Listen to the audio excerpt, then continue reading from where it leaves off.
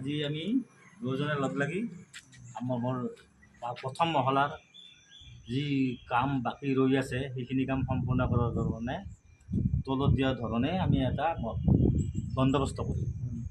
কামখিনি বিৱৰণ হ'ল ৰাজমিস্ত্ৰীৰ যিমান কাম হয় প্ৰথম মহলাত, যেনেকৈ য'ত যেনেকৈ লাগে ইটা গাঁথনি বা প্লাষ্টাৰ, চিলিঙৰ প্লাষ্টিক গুচাই প্লাষ্টাৰ, পিছফালে ডিমৰ ওপৰত গাঁথনি প্লাষ্টাৰ, দক্ষিণৰ বেৰ গাঁথনি প্লাষ্টাৰ, ভাড়াৰ ৰুমৰ কিটচেনৰ স্লেব আৰু যি কাম আছে এক্সট্ৰা কাম, সন্মুখৰ স্লেবখন পূবৰ পৰা পশ্চিমলৈ যাব, গাঁথনি প্লাষ্টাৰৰ সৈতে সম্পূৰ্ণ কামৰ বাবদ 1,30,000 টকাত বন্দোবস্ত কৰা হ'ল।